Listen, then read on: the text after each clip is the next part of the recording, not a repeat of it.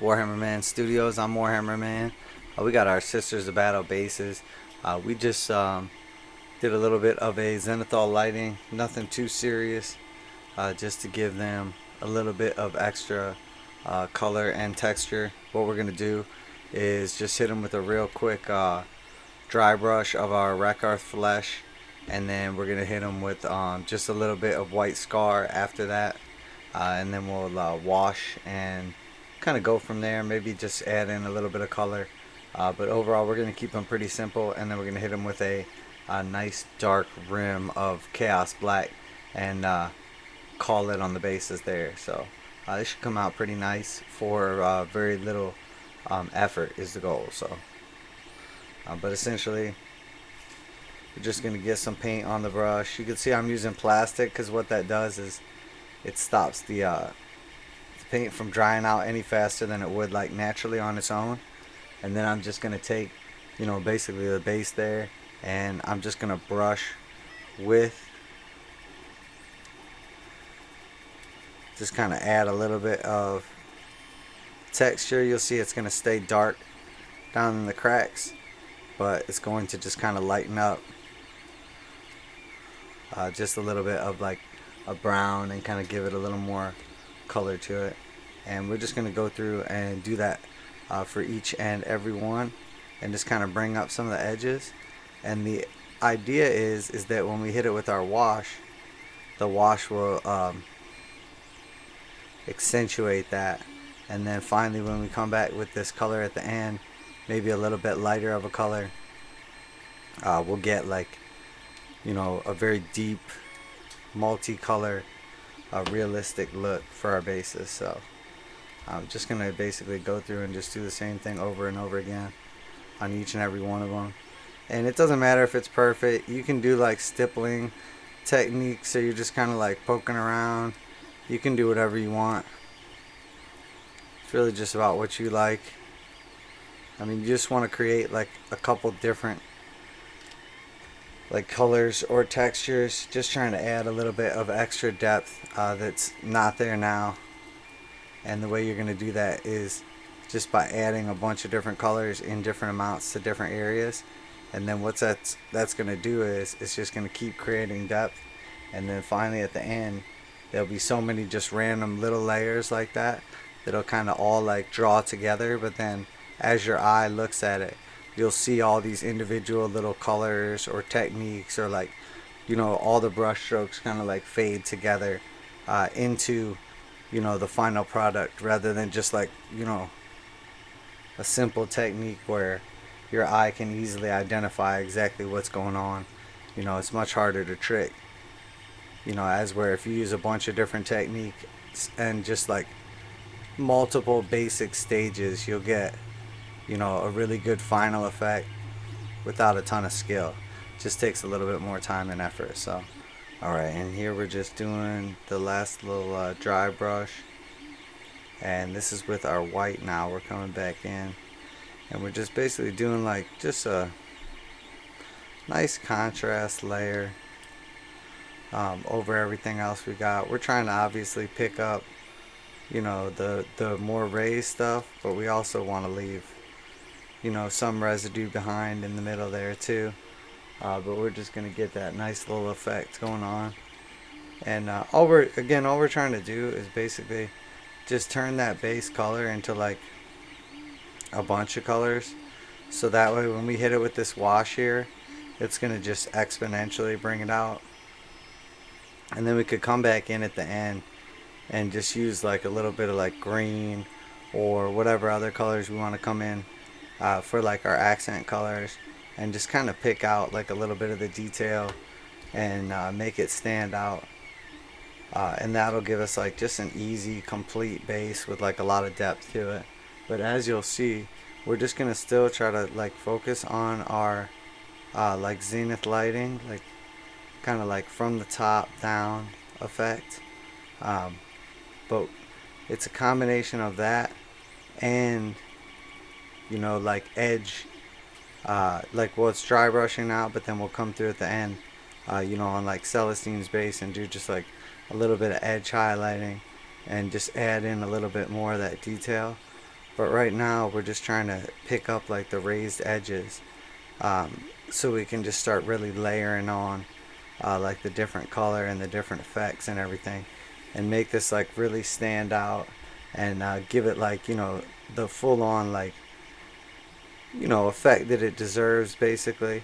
But we're trying to get like a lot of bang for our buck, because we didn't put a ton of effort into this base, and it is like a little more on the recognizable side, but it's going to match in with the rest of the army, so I think it won't stand out like bad. If we just had this one base and then everybody else was just on a regular old base, I think it would stand out. But because like the rest of the army is kind of themed along to go with this setup, I think it's going to come out real nice. So now we're going to go ahead through and basically just hit everything with a nice little wash.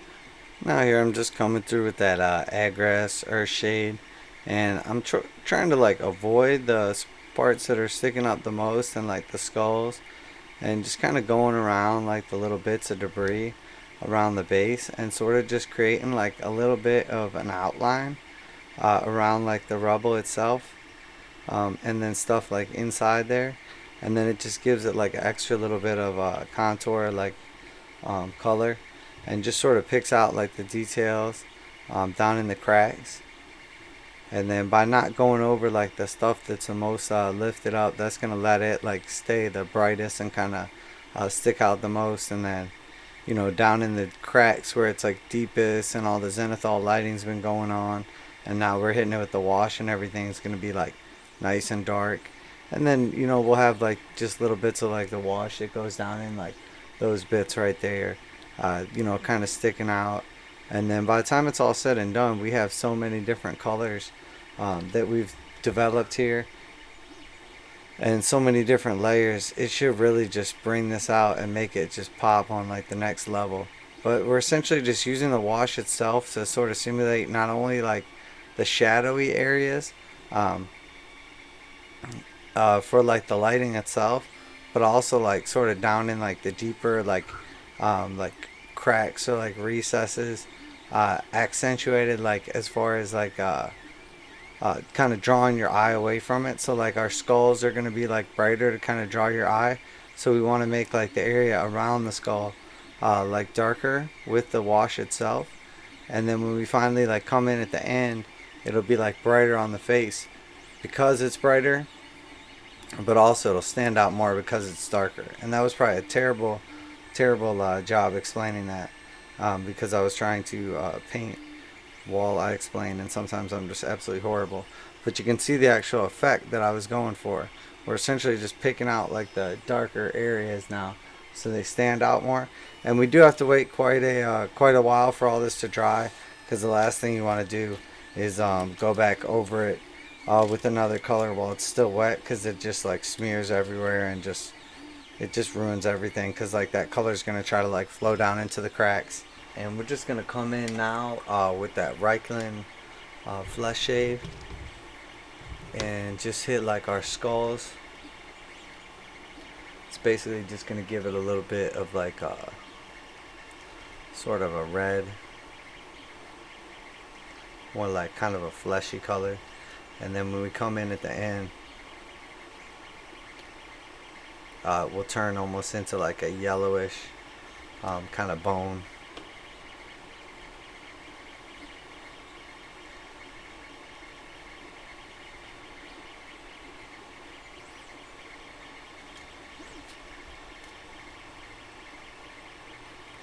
And I mean, we don't have to be too crazy with it, but we're not really trying to get it on like the stones and stuff. We're exclusively trying to get it on the skulls. But the areas around the skulls, it's okay, because imagine like, the flesh just rotting off the skull over time, and it would kind of just go on the ground in the area around it. So that's okay. But you don't want it like all over the place up on the rocks and stuff. Although maybe a bird got a piece of it and was feasting and then got startled off, left it behind. So it doesn't have to be perfect.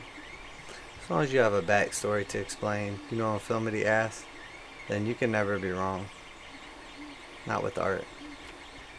So keep that in mind. And if you're quick enough on the spot, you can just always have a backstory, so you never have to be wrong. So that's the beauty of being an artist, both a blessing and a curse. And then, I mean, we basically just give it like 2 little dabs. I mean, that was kind of a lot right there, so we're just gonna pull a little bit back off, and we just use gravity for that. You see how I basically just tilt it and let gravity just kind of pull it away, and then back onto my brush. So,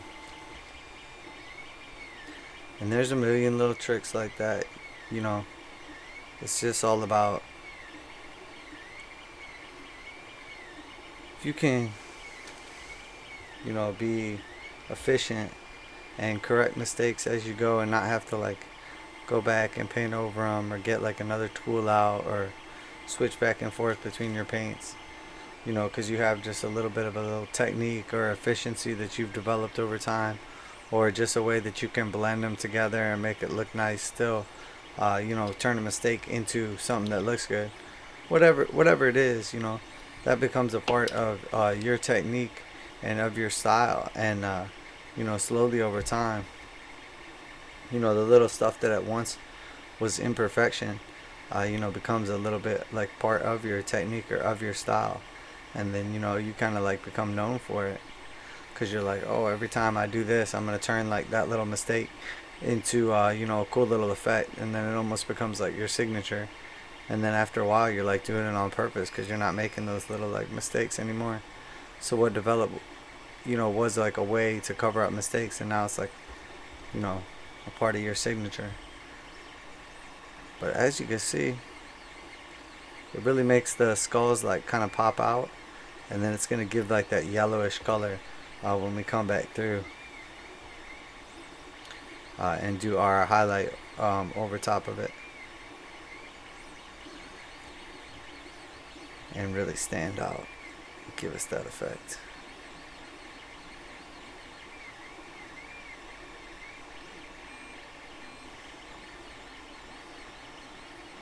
Just gonna make sure we got everybody.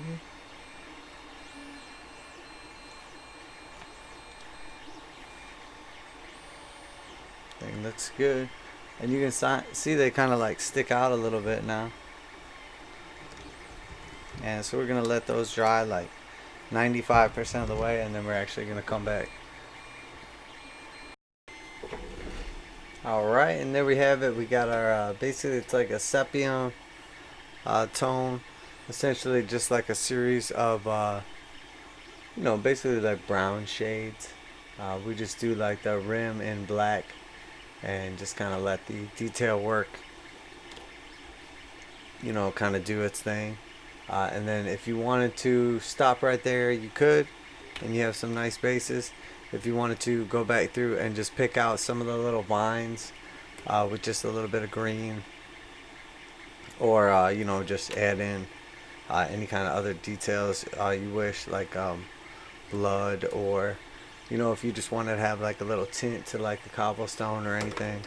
But the idea being, you know, that basically the base itself is plain, it has detail, but you know, it's not going to keep your attention the same way that the model is. You know, but if you do pay attention to it, it's going to have like a uniform look throughout the army, and you know, like a cool effect and everything, that you took the time to you know, make each one of them unique. So and there you have it.